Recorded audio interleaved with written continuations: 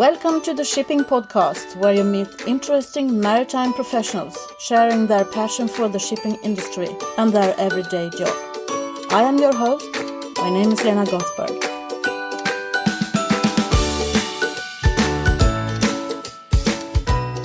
Hello, Shipping Podcast lovers. This is the 49th episode of the Shipping Podcast. Autonomous meeting places compared to autonomous ships that everyone is talking about these days. In this episode, you're going to meet the 22nd female guests in my series of podcasts. It's Kimberly Karlshoej. She's the head of the Seafarers Trust. And we're going to hear about what the ITF Seafarers Trust is doing. ITF is the International Transport Workers Federation. And one of the things that they are working on right now is Portable Communication Pod's pilot project. It's a portable 20-feet container box, providing seafarers with access to Wi-Fi, tablet consoles and furniture to rest in. The centers will be powered by solar panels, so they are both energy efficient and viable in areas lacking in existing infrastructure. The Seafarers Trust is currently requesting business plans from stakeholders interested in piloting on the first portable communication pods. So they really are looking for ITF affiliates, welfare providers, shipping companies and port authorities who wants to be part of this pilot project and assist by either recommending sites of potential interest or simply begin talking about the project. Please go to seafarerstrust.org and read more about it after you've listened to this episode. So this is Kimberly Karlshoej for you. Welcome to the Shipping Podcast. Thank you. Could you please introduce yourself? I'm Kimberly Karlshoej. I'm the fairly new head of the ITF Seafarers Trust, started in November 2014. So what did you do before that? Well, before that, I've worked for a number of maritime charities as a consultant, and I was a director and program officer at the TK Foundation, which I was also a founder of in 2002. And previous to that, I was doing nursing and psychology. Oh, I see. So how did you get into shipping? Well, I didn't really get into shipping. I was sort of born into shipping. My father was the founder of TK Shipping, Torben Karlshoej. So I grew up in the shipping industry, so to speak. So you were born with a bug? I was born with a bug. I actually tried to get out of it, which is why I studied nursing and psychology, to try and move away from anything maritime. But I was pulled back into it about 10 years after my father passed away. And we were looking at starting a foundation. So we started the TK Foundation in his honor and trying to do something good with some of the funds that came through the company.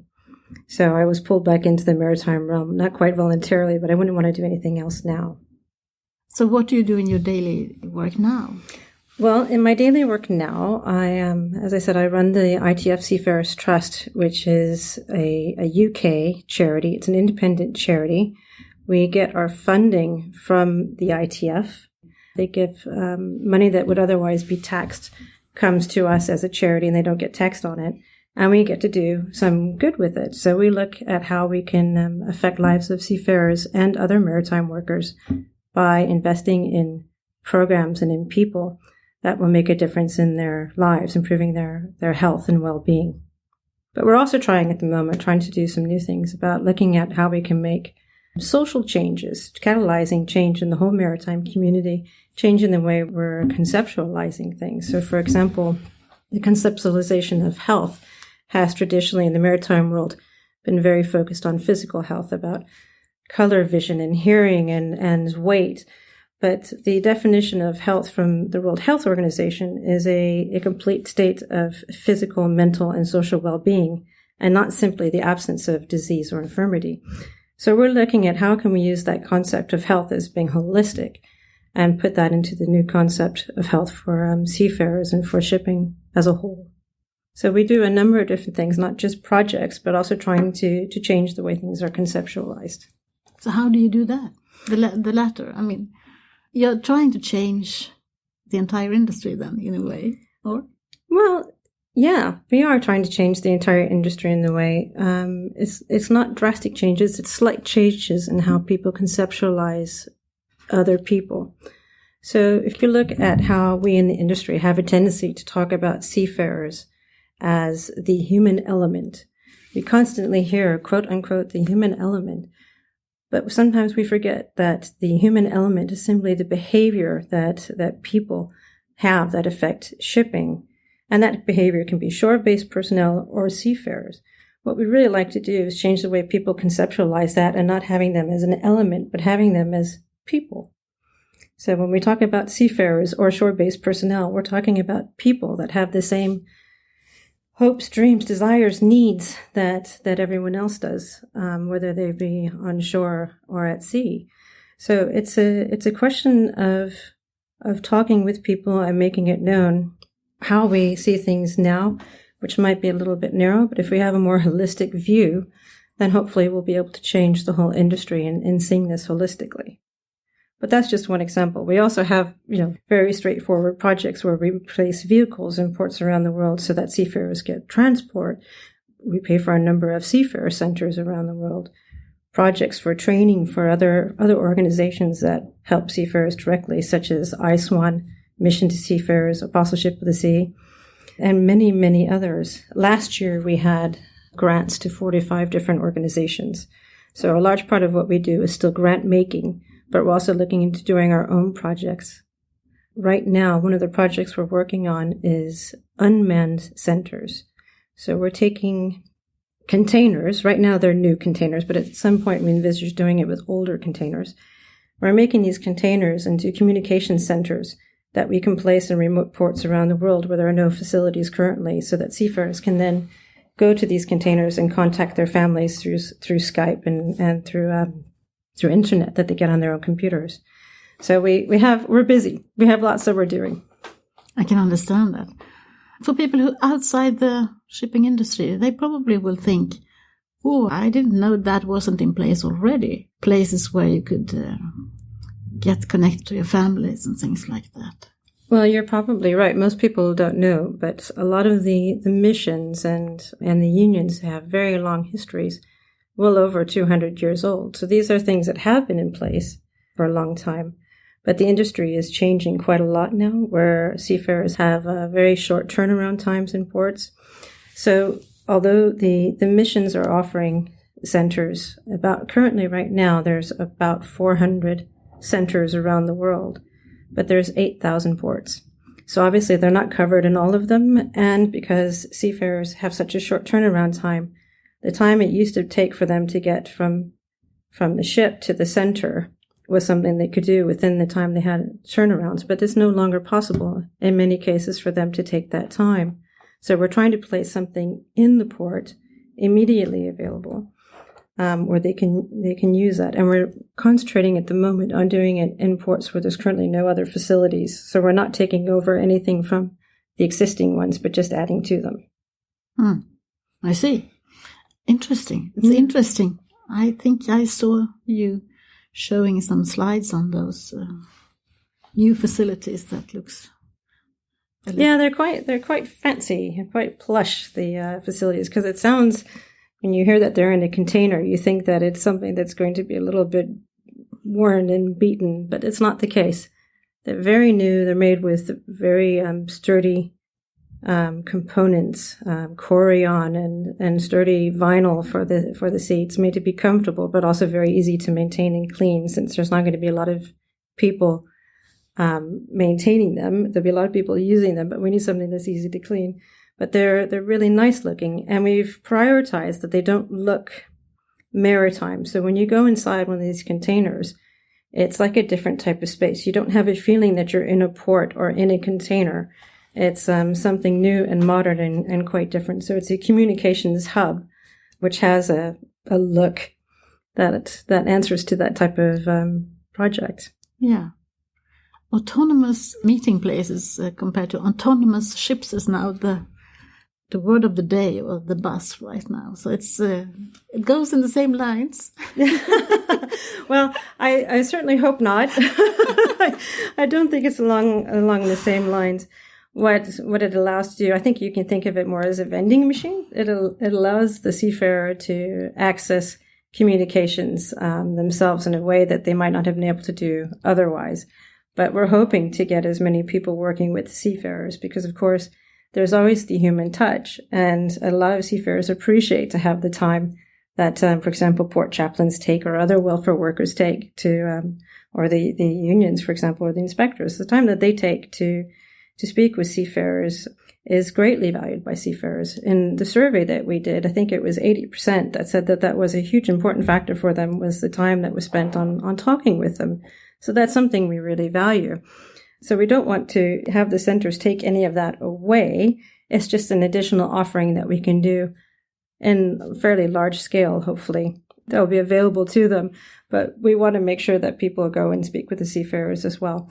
So in the first instance, we're actually offering these centers to the ITF union affiliates so that they can go and maintain them. They also have access to seafarers and check and make sure that things are working as they should on board the ships and such. So there will be that human contact, but we're making it so that it's easy to do so. Good. Yeah. What else did you find out through the survey? What are seafarers looking for more than the...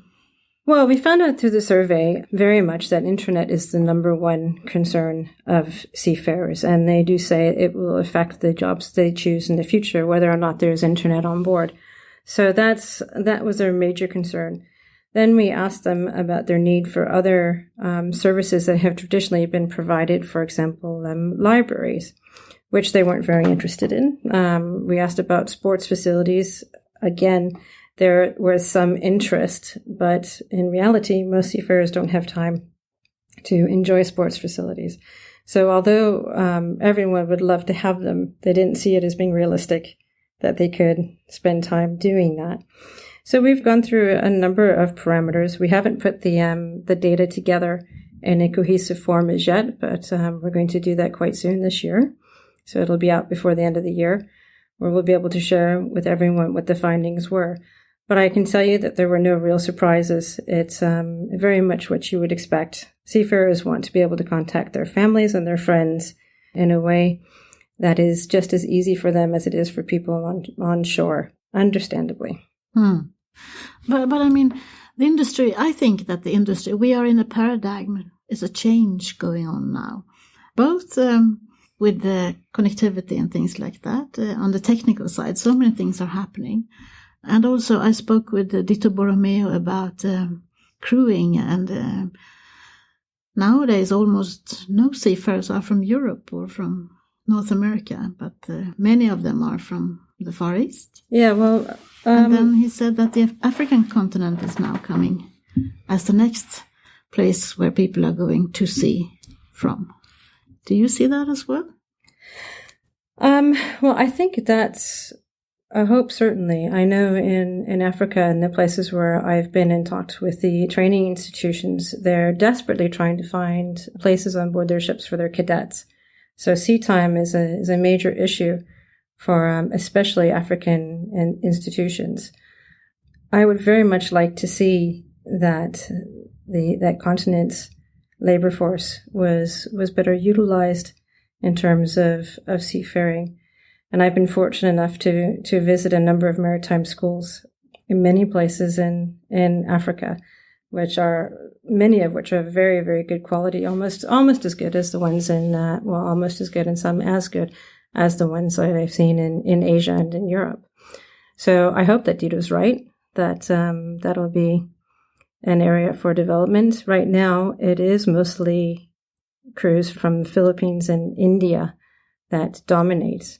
But there are also other countries in Asia which are coming up, such as Myanmar.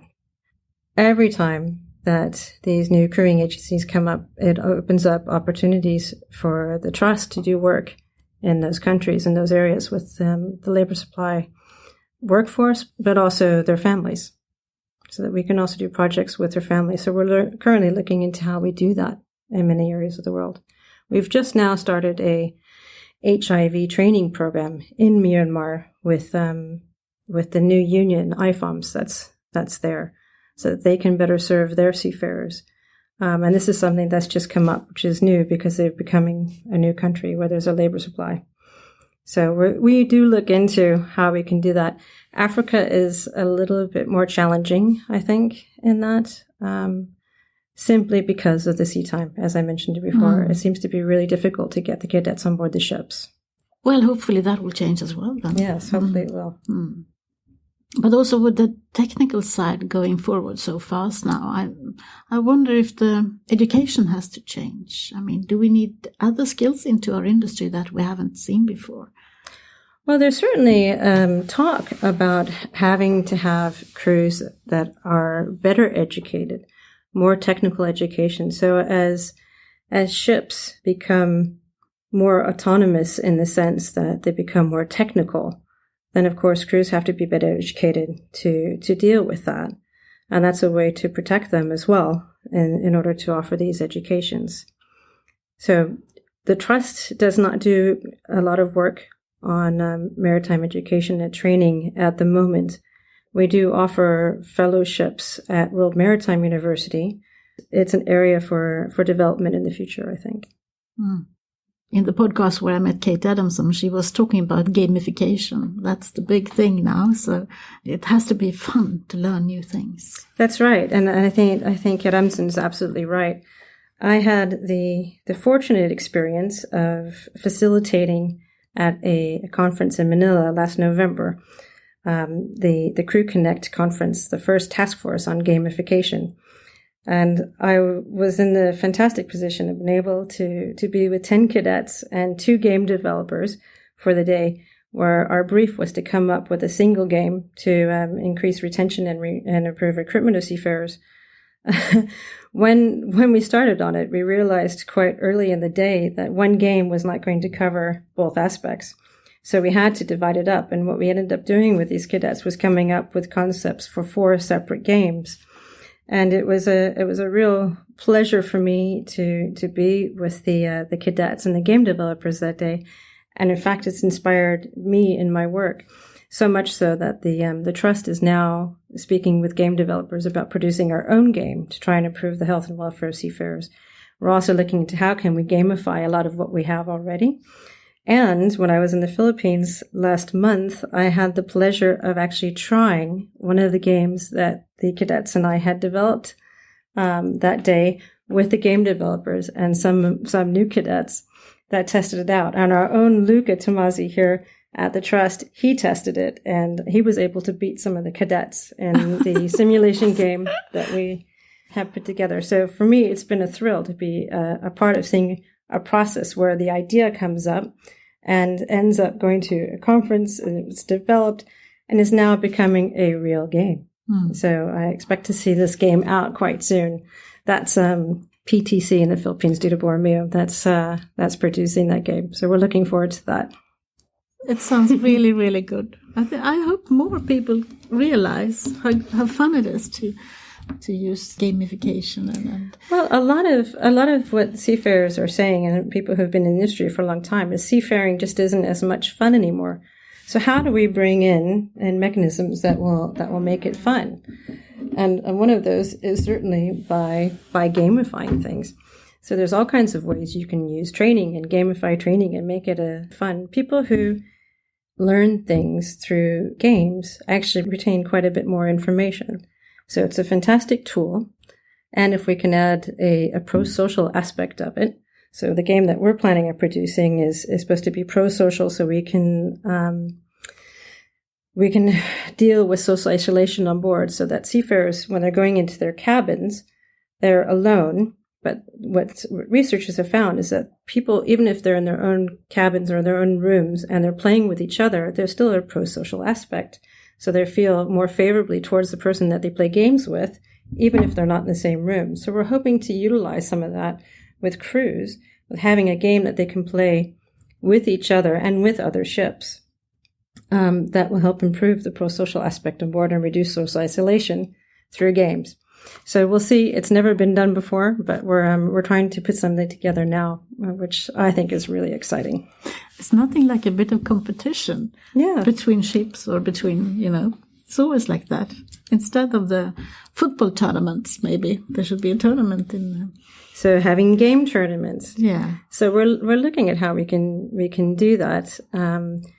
With the talks of the game developer, we're seeing if we can have ships compete against each other. So the crews on board, that they're part of the same team.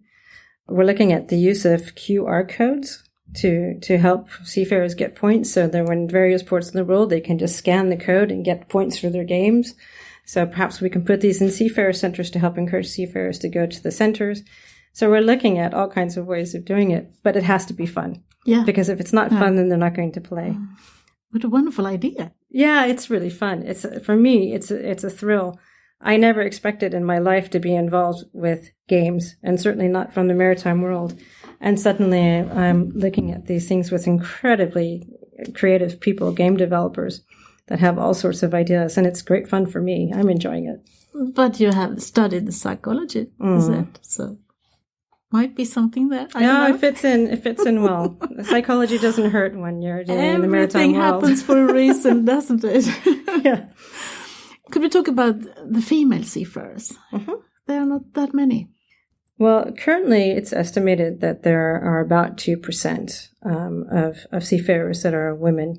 Most of these are on board cruise ships.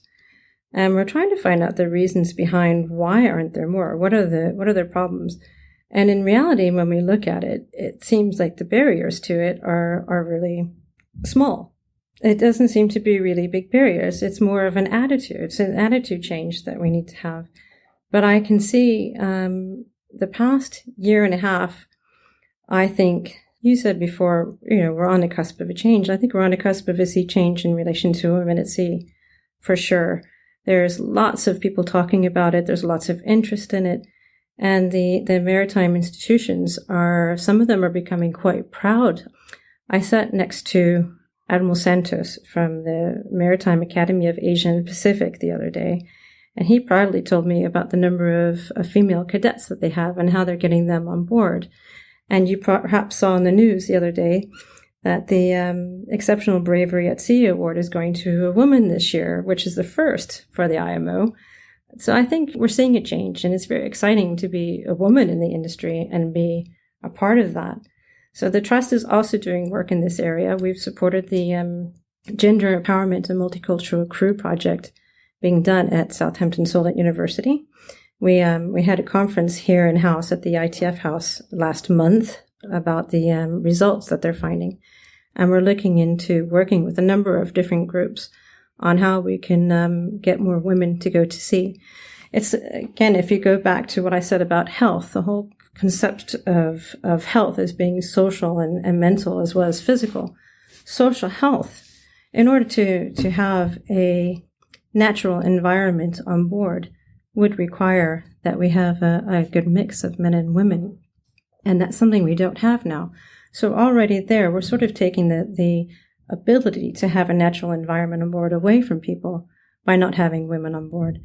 So by having women on board, not only are we going to be better in terms of equality, but we're also going to be helping the current crews that are there have a better social environment, better social health and well-being.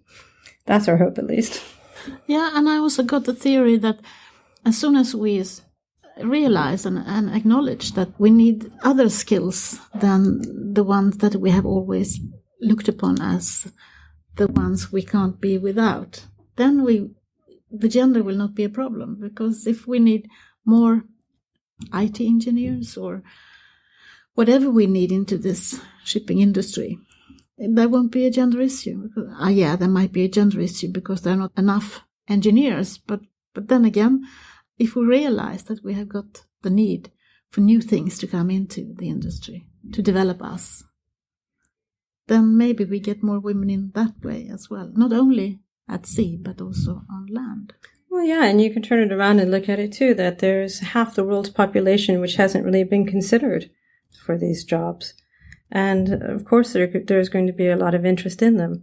If you look at some studies, I think it's fairly well known now that companies that have women on their board of directors do better financially than companies that do not.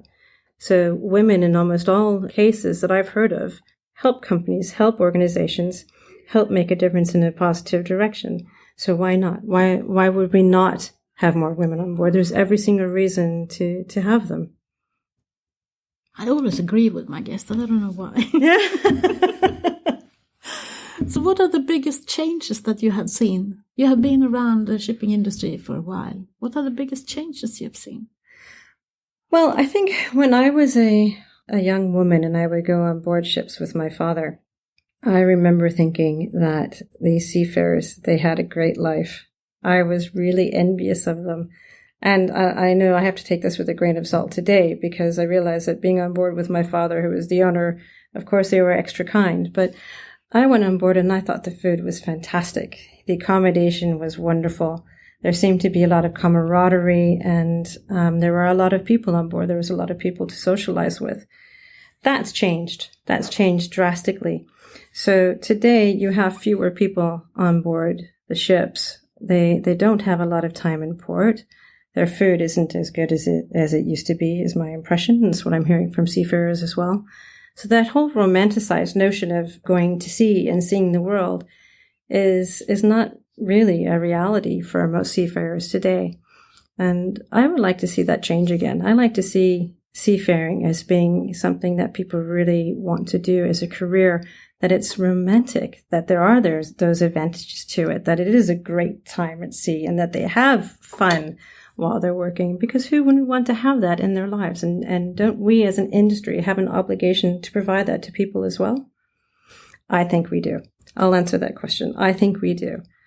And with the MLC having come out, which is a good positive change, I've seen a lot of people saying, well, good, this is the change that we needed. We now have the MLC. But what a lot of people are missing out on is that the MLC is supposed to be a springboard for continuous improvement.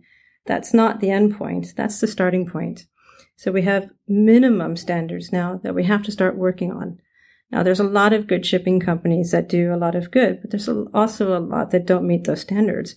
And if we can raise them, if we can continuously raise those standards, we can get rid of the bad apples in shipping and have the good ones survive and provide better conditions for the people on board. So who won't work with us on that?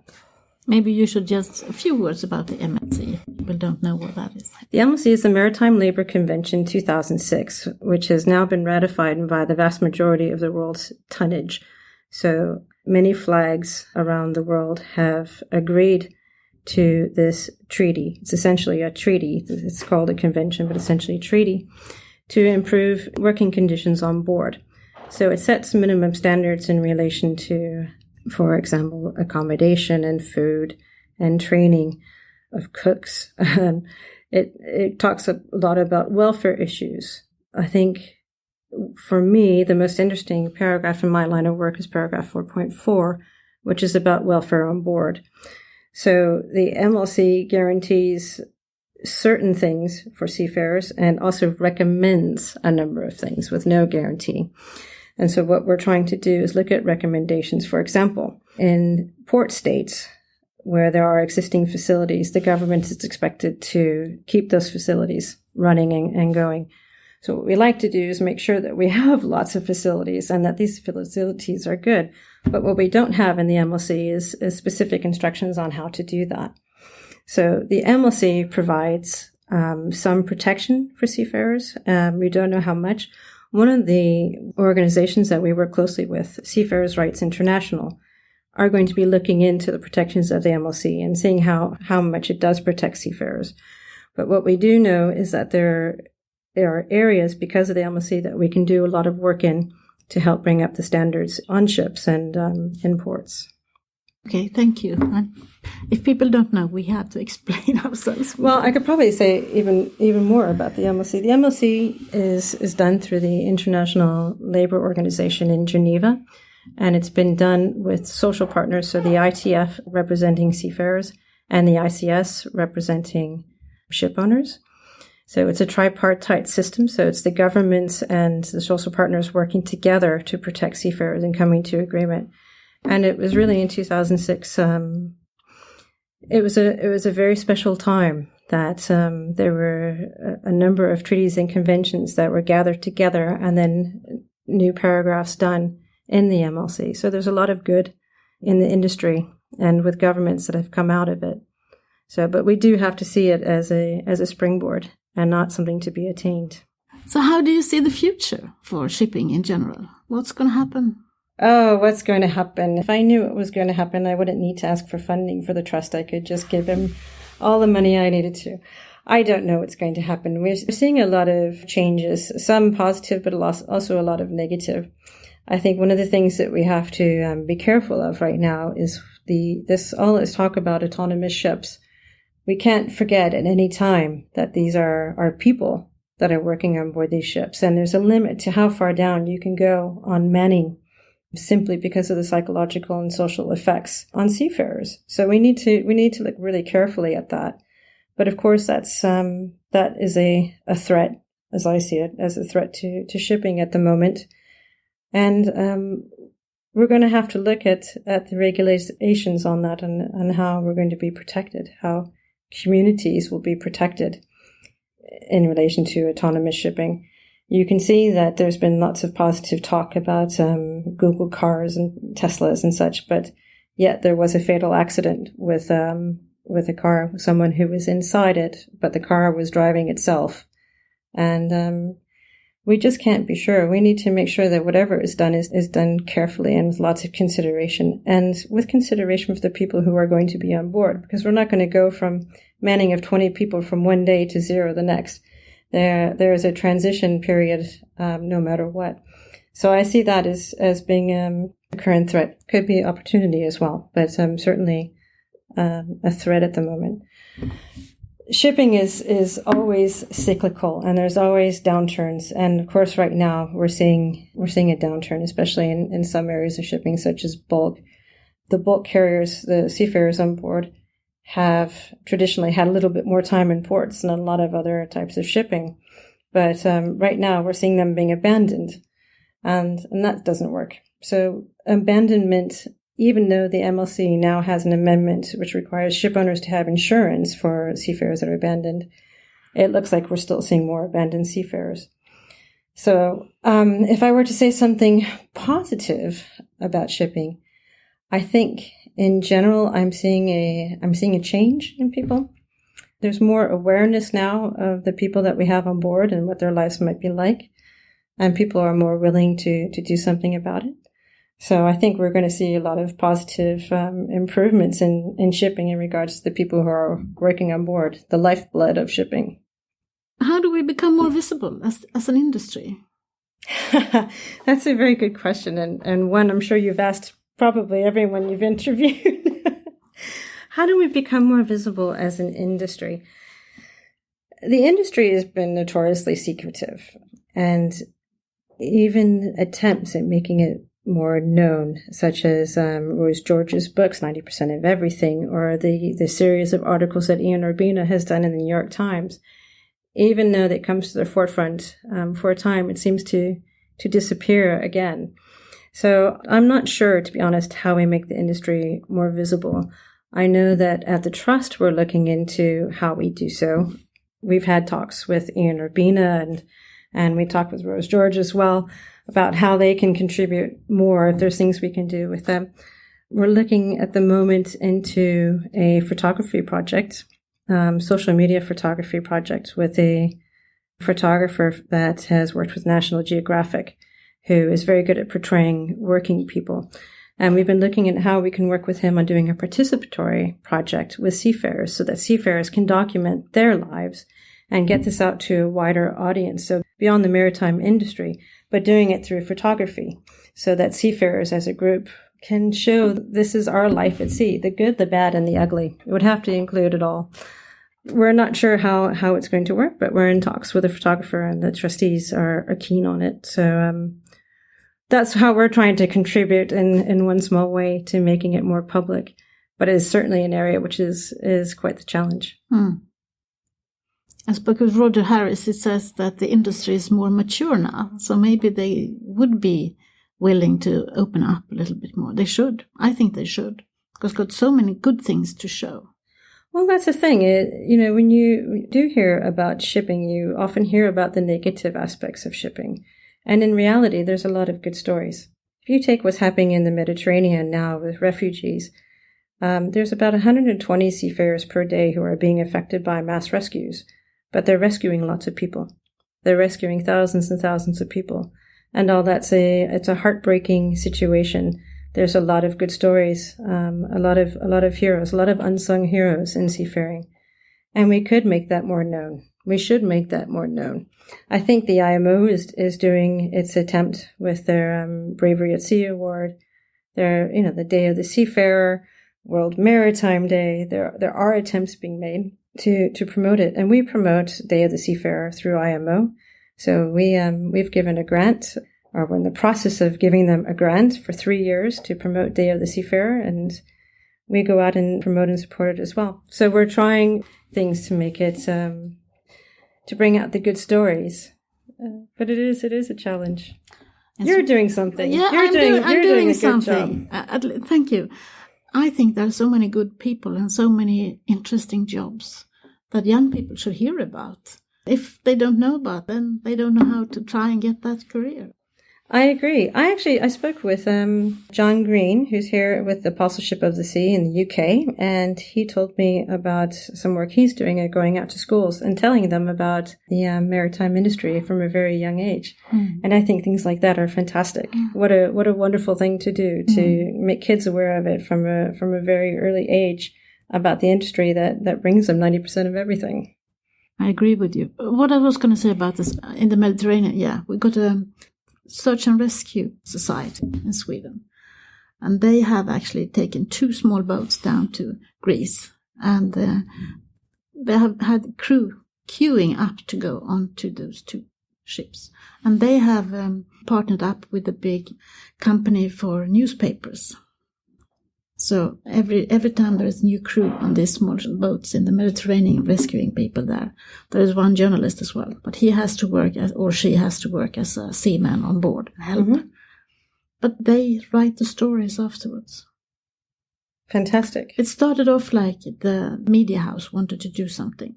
So they started off like every of the employees should actually donate 1% of their wages to do something in the Mediterranean. And then they realized, well, there are people who actually knows how to get people out of the sea. So they partnered up, and it has been a huge success. And also they write about this story, because there are heroes in these stories, as you say. It's amazing. I'm sorry it's in Swedish, so you can't really understand it, but that has been a huge success. Oh, I don't know, I'm Danish. I could probably understand it. So that is Sjöräddningssällskapet in Sweden. And they are... And then they went on national TV, sort of like the National Lottery or something, and then they got more money because people, that talked to everyone's heart when they showed these stories. Really, really good one. Oh, that's fantastic. Well, there are a lot of good people doing good work in the Mediterranean. So now people know about search and rescue, sort of at home, because they tell their stories. And the idea was to actually give away those 2 boats to the Greek Coast Guard and go back home and build new ones instead. But they haven't finished the project yet, so I don't know if they're doing that. Well, it's not so much the boats, is it? It's the time that it takes, and it's the fuel, and it's yeah, but also they have had Greek crew members on board and teach them how to, because they do it in another way. Since the Estonia, we have had so much research done in Sweden about mass evacuation and search and rescue. So they've taught them that as well once they've been there.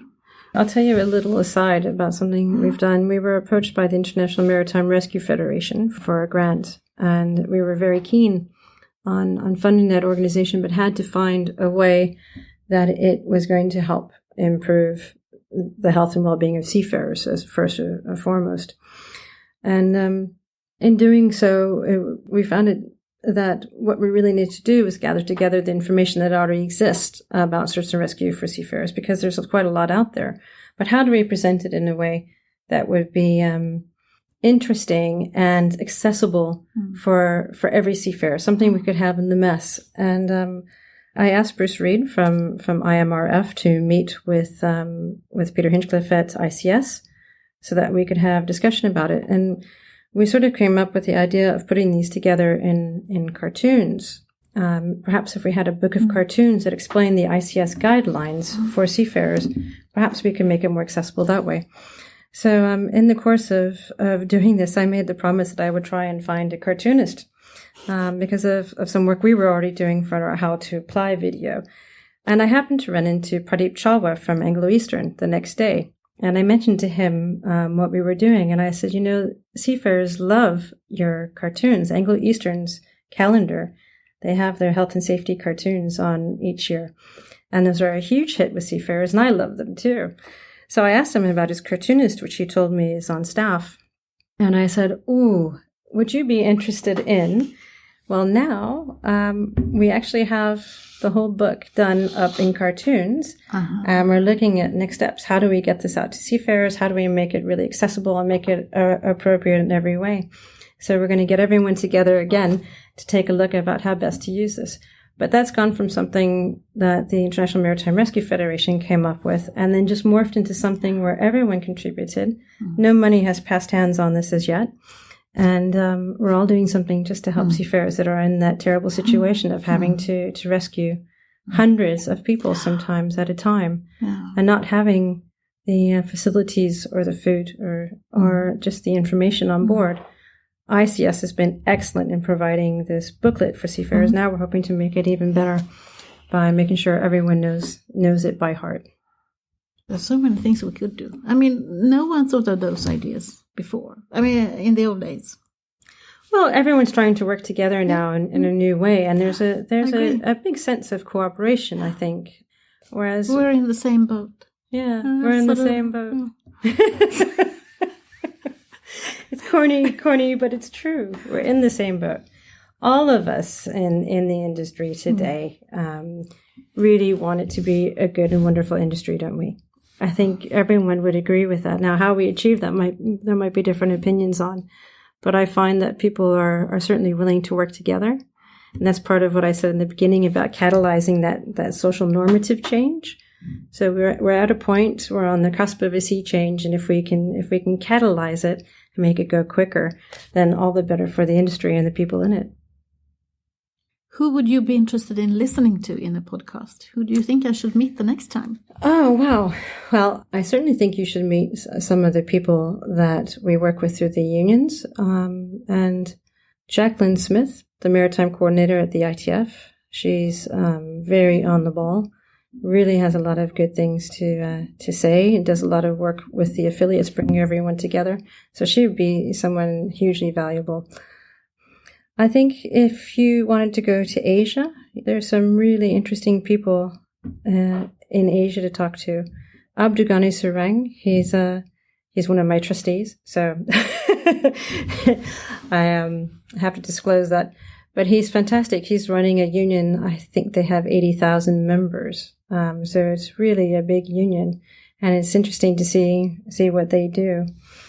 I don't know if you've spoken with Conrad Ucka with AMASUP. They have over 100,000 members, but they run a hospital. They have a maritime school. They have a seafarers village, which I had the privilege of visiting last month. It was a fantastic experience where you have seafarers kids showing you their village and their school and explaining about their lives. So there's so many interesting people in this industry, and I can see you've already spoken with quite a few of them. Yeah, I was thinking about doing this until I become 80. So yeah, you probably, by that time there'll be lots of new ones. Thank you very much for your time. Oh, well, thank you for coming to see me. Did you know about the Seafarers Trust before? I think it's an interesting job that Kimberly does. My job is also interesting. I'm doing this podcast. I am planning, producing, editing, marketing. I'm building myself a media house, more or less. It's only me, so I don't think it's a media house yet. But it can be.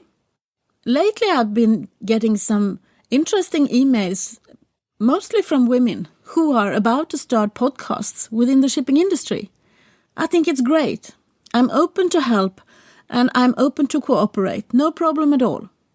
Chances are bigger that more people hear about the shipping industry and all the great things that we are doing at the moment. So keep on sending them. Emails to hello@shippingpodcast.com. And I'm very disappointed with my audience. You never write me a review. You don't know how much that will do for this podcast to climb the top lists at iTunes, and that is so important. More than 70% of the podcast listening happens from a mobile, and most people do it via the iPhone or any other Apple device. So it's very important to be at the top lists of iTunes, because that could mean that people who doesn't know about shipping at all of a sudden see the podcast about shipping and get interested, and all of a sudden we got a new audience. We don't have to talk to each other anymore. We can talk to the other people outside, the ones who still haven't got the bug, but the ones we want to get the bug. So take the time. I wish you all would do that, because it will help me a lot, and it will get shipping at the top of the podcast agenda at iTunes. I get so disappointed every month when I get the report. No new reviews worldwide. Come on. That's the least you could do. I provide this for you, and it's all for free, and you can listen as many times as you want. The only thing I ask from you is to go to iTunes and make a review. If you don't know how to do it, go to my website, shippingpodcast.com, and click the button where it says How To, because there you get the instructions and you can't miss it. If you still don't know how to do it, send me an email. You got the email address now, hello@shippingpodcast.com. 2017 is knocking on the door. I have got big plans for next year. I won't tell you right now, but there are things happening. If you want to contribute or if you want to cooperate, please let me know, because this boat is picking up speed now. And you know what happens when a boat is full speed ahead. It's hard to change course. I wish you all a prosperous 2017, and thank you for listening. It makes my world go around. Thank you for listening to the Shipping Podcast. Don't forget to tell everyone that you meet that there is a shipping podcast where the maritime professionals are talking about their everyday job.